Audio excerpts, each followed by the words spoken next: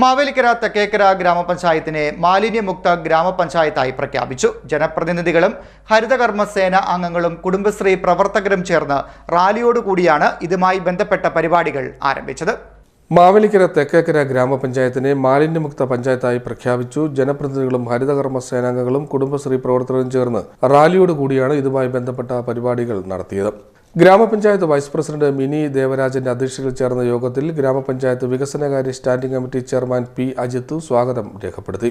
പരിപാടികളുടെ ഉദ്ഘാടനം Mavelikkara MLA MS Arunkumar നിർവഹിച്ചു. വേസ്റ്റ് എടുക്കാൻ വരുന്നവർ തന്നെ അവര് നല്ല അഭിമാനത്തോടു കൂടി ആ ജോലി ചെയ്യുന്നു. അവിടെ ഒരുപാട് ടാക്സ് ഉണ്ട്. ഇപ്പൊ യൂറോപ്യൻ കൺട്രിയിലേക്കൊക്കെ പോയവർക്ക് അറിയാം, അവിടെ വീട് എടുക്കുന്നതിന് വലിയ ടാക്സ്. ഇവിടെ 5000 രൂപയ്ക്ക് ഇടുമ്പോൾ ചിലപ്പോൾ അവിടെ 50,000 രൂപയ്ക്കായിരിക്കും ഒരു വീട് കിട്ടുന്നത്. അതൊന്നും നമ്മൾ മനസ്സിൽ വെക്കില്ല. ഇവിടെ വരുന്നത് നമ്മളെ തന്നെ ആക്ഷേപിക്കാനും ഈ കാര്യങ്ങളെല്ലാം പറഞ്ഞ് നമ്മളെ തന്നെ ആക്രമിക്കാനും ഒക്കെയാണ് ചില ആളുകൾ തയ്യാറാണ്. അപ്പൊ സ്വാഭാവികമായിട്ടും ഇതിന് ഫൈന് നന്നായി അടിക്കുന്നുണ്ട്.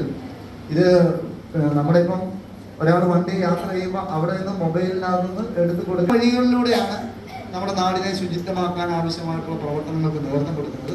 ഇവിടെ പറഞ്ഞ പോലെ ഹരിതകർമ്മസേനാംഗങ്ങളെ അവരോടൊപ്പം നിന്ന് നമ്മുടെ നാടിനെ സംരക്ഷിക്കുന്നതിനാവശ്യമായ പ്രവർത്തനങ്ങൾക്ക് നേതൃത്വം കൊടുക്കുക എന്നുള്ളത് നമ്മുടെ ഈ തലമുറ ചെയ്യുന്നതാണ് അടുത്ത തലമുറ കണ്ടുപഠിക്കുന്നത്.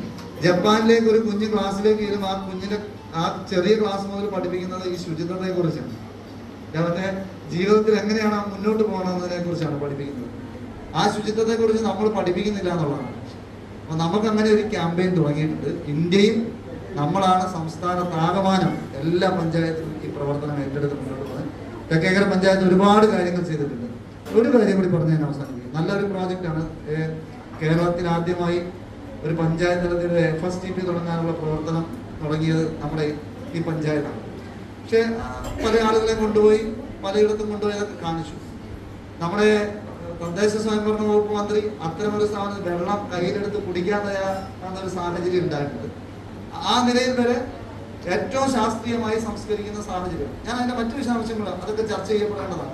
മാലിന്യമുക്ത പഞ്ചായത്തായി ഗ്രാമപഞ്ചായത്തിനെ അധ്യക്ഷൻ ഡോക്ടർ K മോഹൻകുമാർ പ്രഖ്യാപിച്ചു. ചടങ്ങിൽ മാലിന്യമുക്ത പ്രവർത്തനങ്ങൾക്ക് വലിയ സംഭാവന നൽകിയ എല്ലാ ഹരിതകർമ്മ സേനാംഗങ്ങൾക്കും പ്രത്യേക ഉപഹാരങ്ങൾ നൽകി അവരെ ആദരിച്ചു. അതുകൂടാതെ വ്യക്തിപരമായ സംഭാവനകൾ ക്യാമ്പയിനിൽ നൽകിയിട്ടുള്ള കുറുത്തിക്കാട് സെന്റ് ജോൺസ് MS CUP സ്കൂളിന്റെ ഹെഡ്മാസ്റ്റർ റിനോഷ് ഷാമുവേൽ, വരണിക്കൽ സ്കൂളിന്റെ ഹെഡ്മാസ്റ്റർ N ഓമനക്കുട്ടൻ, ചെറുകുന്നത്ത് ക്യാമറ സ്ഥാപിച്ച ഷാജി സക്കറിയ തുടങ്ങിയ വ്യക്തികളെയും ചടങ്ങിൽ ആദരിച്ചു. എല്ലാ വാർഡുകളിൽ നിന്നും തെരഞ്ഞെടുക്കപ്പെട്ട മികച്ച വീടുകൾക്കുള്ള ആദരവും നൽകി.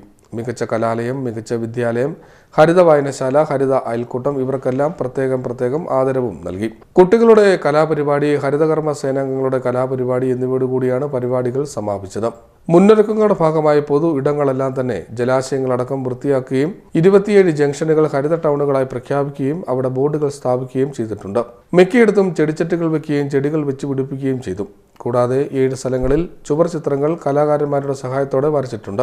മനോജ് എന്ന കലാകാരനാണ് ഗ്രാമപഞ്ചായത്തിന്റെ വിവിധ ഭാഗങ്ങളിലെ ചുവരുകളിൽ ചിത്രങ്ങൾ വരച്ചത്. രാധാകൃഷ്ണൻ എന്ന കലാകാരനാണ് വേസ്റ്റ് ടു ആർട്ട് എന്ന സങ്കല്പത്തിൽ പക്ഷിയുടെ രൂപം സൃഷ്ടിക്കുകയും പരിപാടിയിൽ അത് പ്രദർശിപ്പിക്കുകയും ചെയ്തത്. CDNet news, Mavelikkara.